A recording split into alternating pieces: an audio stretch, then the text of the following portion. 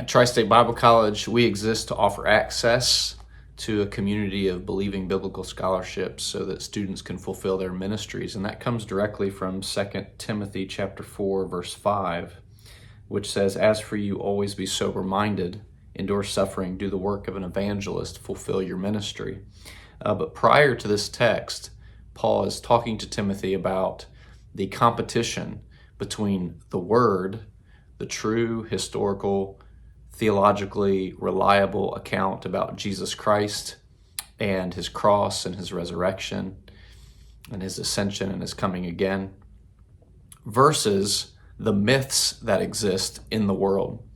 He talks about these myths in verses 3 and 4, talking about those who will give their ears to the accumulation of teachers that suit their own appetites and passions, and that these things will, that they will turn away from listening to the truth toward these things that will then draw them, things which Paul calls myths. And what we've been spending some time looking at are what kinds of myths do the apostles talk about in the New Testament. Last time we looked at clever myths, and this time we want to look at what we might call controversial myths or speculative myths.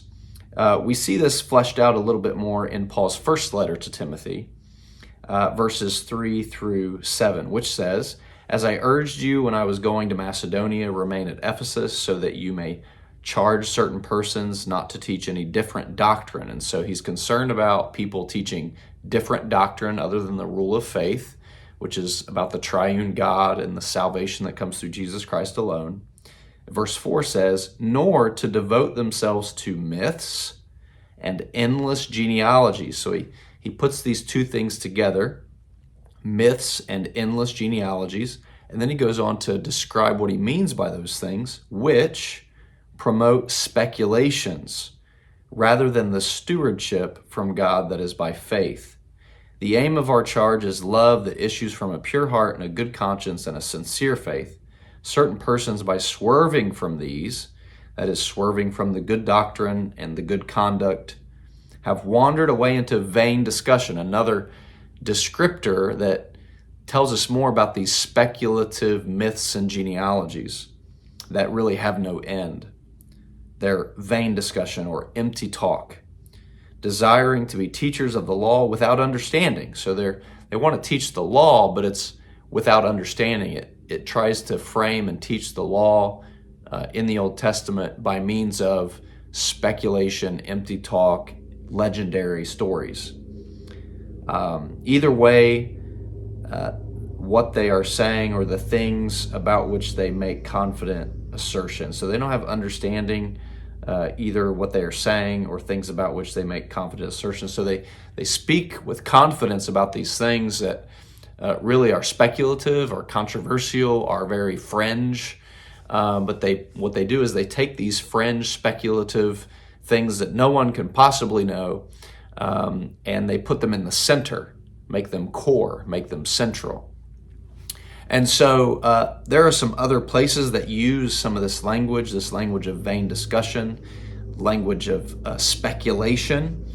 For example, in Titus 1:10, this idea of vain discussion or empty talkers, meaningless speech is used there.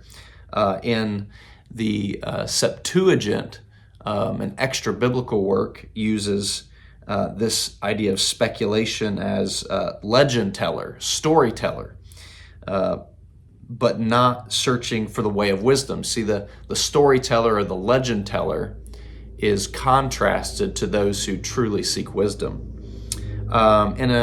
In a later Christian work, a letter of Theophilus to a colleague of his, he uses the word scrutinizer. This is really interesting, of these people who speculate. They scrutinize in great detail things that are controversial.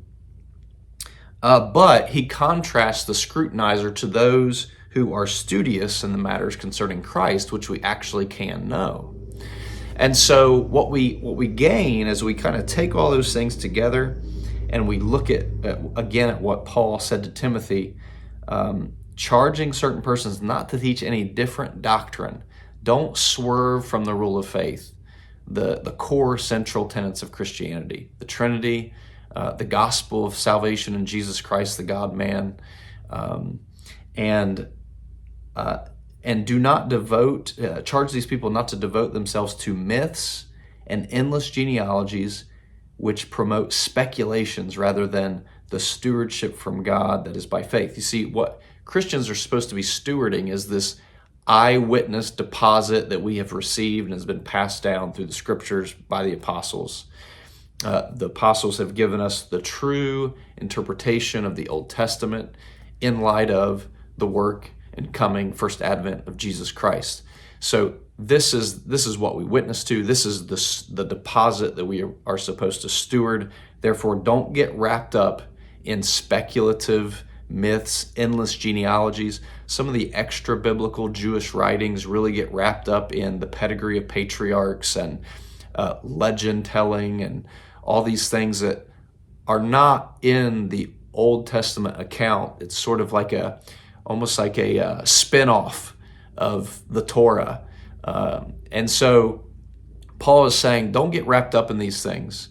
Craig Keener, in his commentary on the New Testament, the background commentary on the New Testament, has this great background statement where he says that really from Philo, Josephus, Plato, other philosophers, these myths were rejected across the board. The phrase myths and genealogies had been used pejoratively from Plato on. And so we're not talking about good things here that anyone really recognized as true. And so if we were to think about a contemporary example for this, the thing that came to mind for me, and it's in light of recent YouTube debates. I don't know if you've seen the Billy Carson, Wes Huff debate that took place that really went viral. But Billy Carson had built sort of a career YouTubing about ancient civilizations like the Egyptians or some of the South American ancient civilizations. And there's lots of wonder about the technologies that they used to build the things that they did. And so what that often leads to is some speculation and controversy, especially about alien life. And so there are these myths, there are these stories that get created and very detailed and very controversial, but completely speculative. And so, but there will be built these enormous legends around the myth that aliens visited Earth, passed on some sort of ancient wisdom to people, and then they built these things. So what Paul is saying to Timothy here and to us today as readers is that, look, do not devote yourselves to myths and endless genealogies that really cause you to swerve away from what we do know, the eyewitness account that Jesus Christ lived, that Jesus Christ died, that Jesus Christ rose from the dead, that Jesus Christ ascended. Let's focus on what God has actually revealed in history, and let's dedicate ourselves to that, and let's be faithful stewards of that logos, that historically reliable, that theologically reliable account. God has made himself known to us. Let's grab hold of that and stand firm in it.